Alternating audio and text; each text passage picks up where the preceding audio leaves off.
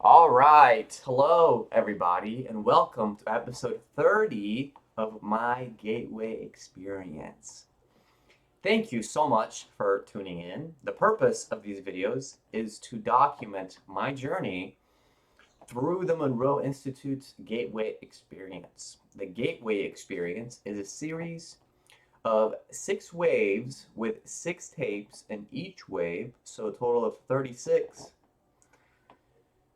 tapes altogether, and I am currently on the first wave. And I am on the tape called Exploration Sleep. The Gateway Experience was started by Robert Monroe, and you can find it online on his YouTube channel, Monroe Institute. And it's very interesting. But yeah, it is my 7th time doing this Exploration Sleep tape. And what can I say about it? I'm gonna get into it, but if you haven't seen my other videos, go ahead and check those out because I will be referencing things and it can get a bit confusing if you have no reference point. So let's get straight into it. Right now it is September 23rd, 2022. It is Friday and it is 9:09 a.m. I woke up this morning at 5 a.m. And what I did is I stayed in bed, but I was awake. I just wanted to orient myself with like all the things that I'm doing and the people in my life, and I just took some time to really kind of soak it in. So that was about 30 minutes.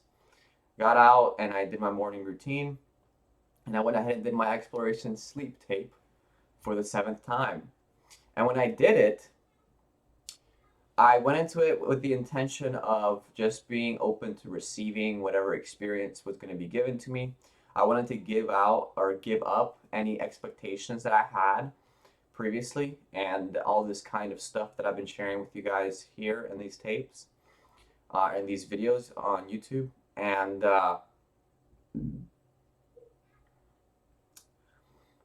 I don't know if it was because it was 5 a.m. or what, but I do have because I did that, I think I have a better perspective on what this whole experience is really about. So I'm going to touch on that now. But when I did my pre-preparation process, I did that very easily, like I always do. I went ahead and built my rebel, and then I went into focus 10 very nicely and calmly and peacefully. And then I kind of just lost awareness around the time that Bob starts counting. So I went up and I turned like he says, and but the thing is, I don't want to force it. I think that that's what kind of something that I shared with you guys before, is that I had been kind of forcing it and imagining or kind of feeling certain things. But I'm starting to realize that by giving up all those expectations, it enriches the experience considerably. And so that's what I can give back to you guys today. And what I want to talk about is the different states of consciousness that we experience throughout our lives and really becoming aware of them. I think that that's really the true purpose of this exploration sleep. Obviously, the main thing is to remember the process of remembering who we are and what we are, that we all go through when we go to a state of total sleep. Because the theory and the understanding, which I talked about in another video, is that we all go into a out-of-body experience when we go into that delta no dream sleep, and oftentimes even while we're dreaming, which is why some people have dreams of the future, of kind of like what their day is going to be like ahead and things like that. That's not so much an out-of-body experience. That would be more remote viewing the future.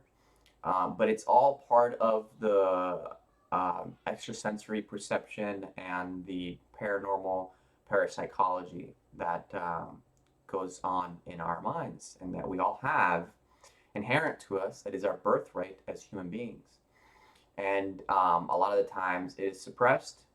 We see these things in water and the calcification of our pineal gland And we do it to ourselves a lot of the times with our own ego that gets in the way. And so yeah, those are the things that this experience helps us dissolve. And obviously, for the pineal gland calcification, you'd have to go maybe, I think maybe this would help. I'm not sure. I don't know about the science behind it, but I definitely do know about the science behind the ego and about how this helps you. And I've talked about it in previous videos as well. Um, but yeah, so the different states of consciousness that we experience, sleep being one of them, and then full awake reality being another one of them. And then obviously the different focuses that we have been practicing with the Monroe Institute here. And that's what I really gathered out of today's experience, simply because I lost consciousness somewhere around the time that he was counting. And I believe that it's not just that I'm losing consciousness, because I believe I'm still there. And that's part of my practice as well. I just don't know. I can't remember where I went. But slowly but surely, by doing the tapes, I am becoming more aware of the feelings. And I'm beginning to sense certain things. For example, when I woke up at 5 a.m. this morning, it was easier for me to wake up. I went to sleep at like 10:30 last night, right? And sometimes when I would wake up before, it was because I was being held accountable. I was being held accountable by my mentors in certain business practices and communities when I would wake up at like 3:30 or like 5 a.m. But today was different. Today was because I knew that I was still here. It was because I was still consciously aware, and because I wanted to wake up at 5. It was different than like waking up and thinking about work, being stressed out. It was different from like, hey, I told myself I was going to wake up at 5, so I'm waking up at 5. It was more like the time came, and I was still here. I never went anywhere, or I came back more so than anything. Because even when we go somewhere, um, we're still ourselves, right? And that's what I want to really get to. And I'm starting to become more and more aware of those unconscious states. Like whenever the music or the frequency stop here on this tape, the reason why it's so late now is because I actually had a hard time coming back to my body. I was a little bit disoriented, but I still knew that I was going to be traveling, right? And so that's why I just felt comfortable enough to just keep, and I also knew that I didn't have too much to do here in the C1. And so I felt comfortable just kind of getting more rest and exploring that a little bit more. And so that's what I did. And I think that's what this practice really brings to light. It really shows us the different states of consciousness.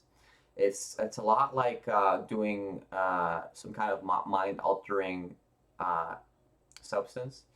Like what are the main ones that are beneficial to us that aren't toxic? Are They can be, if obviously if you do them too much or do it irresponsibly, but the main ones are like marijuana, magic mushrooms or psilocybin, and ayahuasca or just the DMT. And these things, they help us experience these other states of consciousness, and they bring them to light. It's like they um, show us what was already there. We just weren't aware of. And I feel like this experience does a similar thing, but it's not the same because it's not dependent on a substance. By doing the practice, it's like going to the gym. When you go to the gym, it's like going to the gym on steroids versus going to the gym as a natural bodybuilder. If you take the steroids away, then uh, you go into like your hormones go out of balance and all this crap happens to your body, and you lose a lot of the progress that you gained. But if you go to the gym as a natural bodybuilder and you allow your body to adapt to it, then if you don't go to the gym for a little bit, you're going to lose the gains, but your body is not going to go crazy. You know, I think that's one way to put it. because I still feel like those things are beneficial. I'm not saying anything about steroids that it's bad for you. Obviously, people have some really good results, and it's the same thing with those substances. They can be very, very beneficial, and you can bring people back to life with steroids, with certain ones when their muscles and their bodily functions are um, failing. But the whole point of it is to be strong on our own, and the whole point of it is to be independent. That brings me back to the 7 habits of highly effective people, and we can be that way, and we can be more present and more conscious. Another thing that I've been thinking about recently is um, my past as my history. I felt like now that I know the difference, I didn't know the difference for a long time. But now that I have my own family and my wife, my 2 kids, I didn't know that I was growing up in such a toxic environment at home when I was growing up. I feel like I was raised to be a fighter, you know, and I don't want to fight people. And it's really interesting. I want to build with people. I want to collaborate. I don't want to tear people's buildings down. I want to build them up, and then I just want to build a bigger building. And so I want to build and collaborate with people. But my past, it's like I didn't know, and so a lot of the actions that I took throughout my earlier years, teenage years, I'm 25 now, were based out of that fight, out of looking for fights. And when I had too much peace, I would start a fight with somebody or start drama with somebody, right? It's like just super unnecessary for living life. And so I'm very thankful for this experience because, going to this state of the exploration of sleep, it really is helping me remember who I am and what I am and where I come from. And that even though I might not be aware of it, even though I might not remember right now where I came from before this lifetime and before those things that I went through in my earlier years, I still know that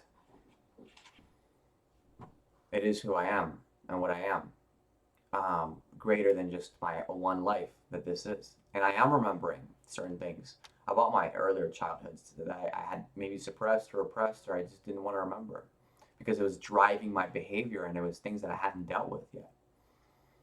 And now that I've dealt with them, my behavior has changed. And so the reason why I'm kind of going into that philosophical realm is because I want to provide to you the benefits that this has allowed me to have. It's not just about the stories or the experience or going somewhere else. It's really about knowing ourselves and going deep into ourselves.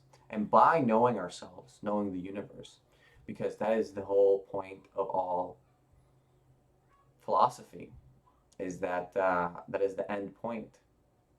And we forget, we tell ourselves because of our ego, we tell ourselves that, oh, we're separate from the whole, and that's very toxic, and that just leads to pain and suffering. Because when we inflict pain on others, inevitably it comes back eventually, and that's the only reason why we would inflict pain on others, and why we do it unconsciously is because our ego takes over, and we get scared.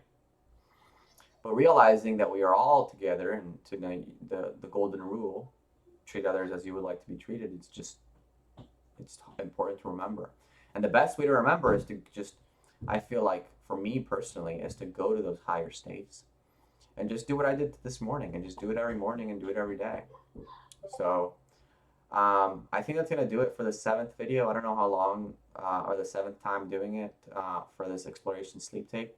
I don't know how long this video has been. I think it's been a little bit longer because I've been kind of rambling on a little bit. But I hope you got something out of it. And so if you guys have questions, or I want to ask you a question actually, if you're watching this, what's your meditation? What is your way of bringing yourself back to a higher state? What is your way of remembering? Even when things get tough and stressful and fearful and uncertain, How do you bring yourself back to your power? How do you bring yourself back to who you really are? That I know it's a lot, but it's a complicated question, so I would love to hear your answer. Until next time, I will see you guys soon. Peace.